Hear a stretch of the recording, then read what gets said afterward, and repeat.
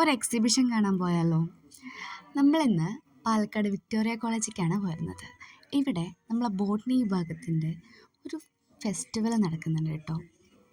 ഫ്ലോറയും ഫ്യൂണയും living ഫോസിൽസും അങ്ങനെ ഒരുപാട് കാര്യങ്ങൾ ഉൾപ്പെടുത്തി ഒരു അടിപൊളി എക്സിബിഷൻ ഇവരോട് സെറ്റ് ചെയ്തിട്ടുണ്ടായിരുന്നു. അപ്പം ഞങ്ങളെ കോളേജിനെ റെപ്രസെൻ്റ് ചെയ്തിട്ട് ഞങ്ങൾ കുറച്ച് പേരും പിന്നെ ജൂനിയേഴ്സ് കുറച്ച് പേരാണ് പോയത്. പിന്നെ ഞങ്ങൾ അനുശ്രീ മിസ്സും. കോളേജിലെത്തിയപ്പോൾ തന്നെ ഞങ്ങൾക്ക് ഭയങ്കര അത്ഭുതമായിരുന്നു കേട്ടോ.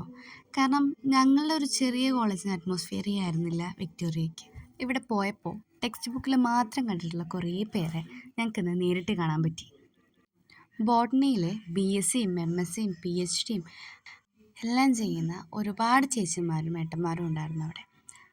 അവർ ഈ പ്ലാന്റ്സിനെ കുറിച്ചും ഇതിൻ്റെ സവിശേഷതകളെ കുറിച്ചൊക്കെ ഭയങ്കര ഡീറ്റെയിൽ ആയിട്ട് പറഞ്ഞു തന്നു കേട്ടോ. ഇപ്പം നമ്മൾ കാണുന്നത് ജിംനാസ്പേമാണ് കേട്ടോ. ഇതൊക്കെ ഞങ്ങൾ ടെക്സ്റ്റിൽ ഈ അടുത്ത ക്ലാസ്സിൽ പഠിച്ചു തരണം തന്നെ. ഇതൊക്കെ കാണുമ്പോൾ ഞങ്ങൾക്ക് ഭയങ്കര എക്സൈറ്റ്മെൻ്റ് ആയിരുന്നു.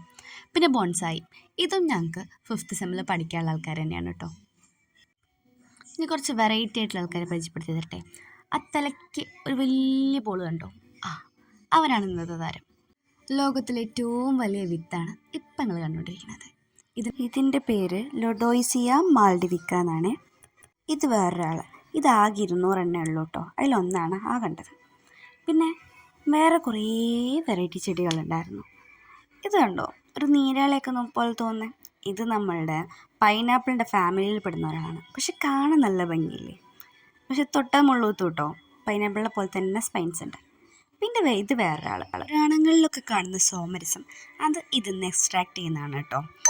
പിന്നെ കുറച്ച് സീറോഫൈറ്റിക് അഡാപ്റ്റേഷൻസ് ഉള്ള പ്ലാന്റ്സിനെ കാണാം. ഇവർക്ക് കുറച്ച് വെള്ളം മതി കേട്ടോ. സോയിലിൻ്റെ ഒന്നും ആവശ്യമില്ല. ഇതിൻ്റെ തന്നെ പല വെറൈറ്റീസാണ് ഈ കാണുന്ന ചെടികളൊക്കെ. കാണുമ്പോൾ നല്ല രസമുണ്ട് അല്ലേ? ഇനി നമുക്കൊരു കുഞ്ഞ് പൈനാപ്പിളിനെ കണ്ടാലോ? അനാനസ് നാനസ് എന്നാട്ടോ ഇതിൻ്റെ പേര്. നല്ല ഭംഗിയില്ലേ കാണാൻ? പിന്നെ നേരത്തെ നമ്മൾ ഏറ്റവും വലിയ മോണോക്കോട്ടിൻ്റെ വിത്ത് കണ്ടില്ലേ? ഇത് ഏറ്റവും വലിയ ഡൈക്കോട്ടിൻ്റെ വിത്താണ് കേട്ടോ. ഇത് ഈ വലുപ്പമൊന്നല്ല, അത് പൊട്ടിപ്പോയതാണ്. ഇപ്പം ഇതിൽ നമുക്കൊരു 3 പോട്ട്സ് അല്ലേ കാണുന്നത്. ഇതേപോലത്തെ 15 16 പോട്ട്സ് ഇതിലുണ്ടാവും കേട്ടോ. ഇത് കടൽ വെള്ളത്തിലൂടെ കേട്ടോ ഡിസ്പേഴ്സ് ചെയ്യുന്നത്. കടൽ വെള്ളത്തിൻ്റെ കാര്യം പറഞ്ഞതാ. ഈ കാണുന്ന ആൾക്കാരൊക്കെ നിങ്ങൾക്ക് കുറേ പരിചയം ഉണ്ടാവും അല്ലേ? നമ്മളെ വീട്ടിലുള്ള അക്വേറിയത്തിലുള്ള ആൾക്കാർ തന്നെ. ഈ കാണുന്നത് കാർണിവോറസ് ആയിട്ടുള്ള ഒരു പ്ലാന്റ് ആണ്. ഇയാളെ പിന്നെ ചിത്രം കണ്ടപ്പോൾ തന്നെ മനസ്സിലായില്ലേ? നമ്മളെ നീലക്കുറിഞ്ഞി തന്നെ, സ്ട്രോബൈലാന്തസ് കുന്തിയാണ്. ഇതിൻ്റെ പല വെറൈറ്റീസ് ഇവിടെ ഉണ്ട് കേട്ടോ. ഇനി ഈ വിക്ടോറിയയിലെ പൂർവ്വ വിദ്യാർത്ഥിയായിട്ടുള്ള പ്രഭു പറഞ്ഞൊരു ഏട്ടനെടുത്ത കുറച്ച് ഫോട്ടോഗ്രാഫ്സ് ആട്ടോ. വൈൽഡ് ലൈഫിലെ ബ്യൂട്ടി അങ്ങനെ തന്നെ ഈ ഫോട്ടോയിൽ പകർത്തി വെച്ചിട്ടുണ്ടായിരുന്നു കേട്ടോ. ഇതൊക്കെ കാണുമ്പോൾ ഭയങ്കര കൗതുകമായിരുന്നു. ഇനി നമുക്ക് കുറച്ച് മുള്ളുള്ള ആൾക്കാരെ പരിചയപ്പെട്ടാലോ? അതുതന്നെ നമ്മളെ ക്യാക്ടസിന് തന്നെ ഇത്ര വെറൈറ്റി ഉണ്ടെന്ന് അവിടെ പോയപ്പോഴാട്ടോ മനസ്സിലായ. ഒരുപാട് വെറൈറ്റീസ് ഉണ്ടായിരുന്നു. രശ്മിയുടെ ആ ചിരി ഇതിൻ്റെ മുള്ള് കൊണ്ടിട്ട് കൈ വേദനിച്ചുകൊണ്ടാണ് കേട്ടോ.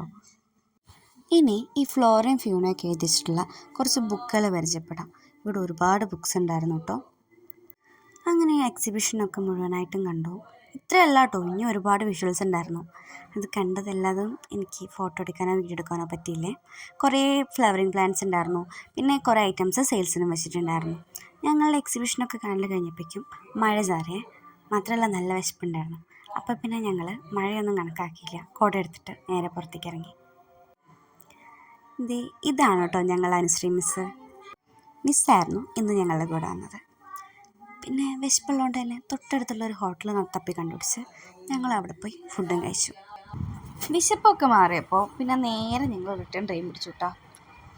ട്രെയിനിൽ കയറി കുറേ ഫോട്ടോസും വീഡിയോസും എടുത്തിട്ട് നേരെ നാട്ടിലെത്തി. അപ്പോൾ ഓക്കെ, ബൈ.